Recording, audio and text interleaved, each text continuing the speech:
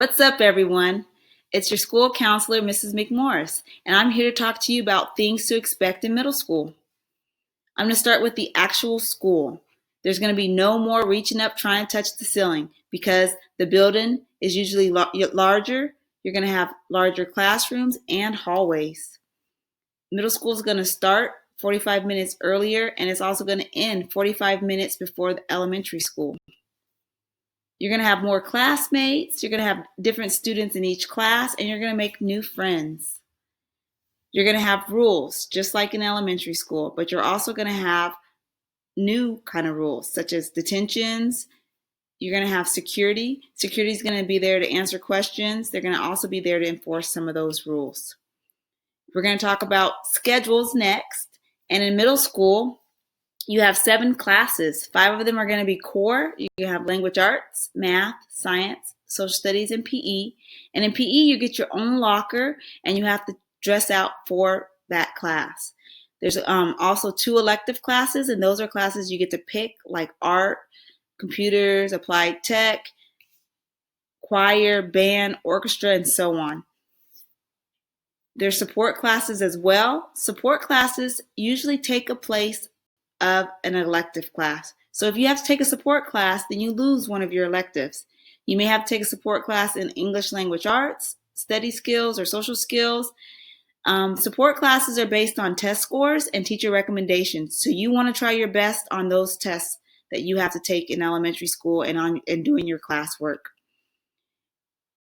So in middle school, you're going to have more teachers, more teaching styles, more tests and quizzes, and maybe more homework. That depends if you use your class time wisely.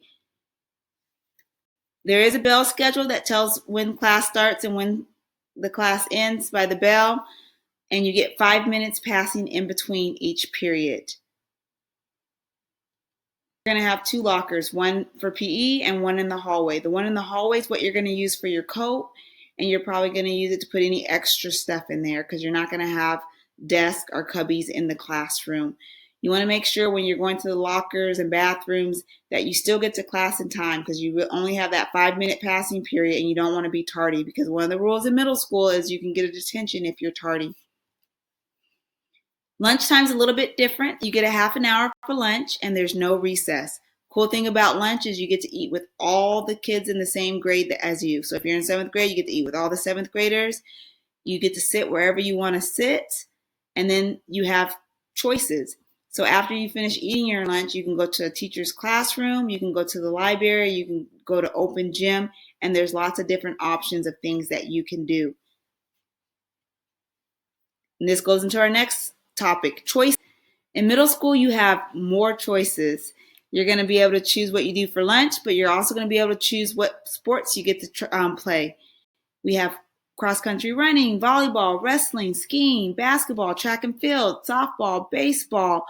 Nobody gets cut from teams, so you should try a sport.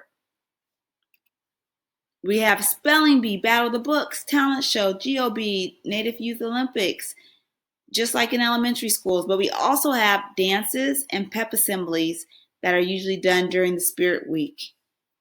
There's after-school tutoring and lots of other fun. Starting middle school is a big deal. You're going to have more opportunities. You get to try new things.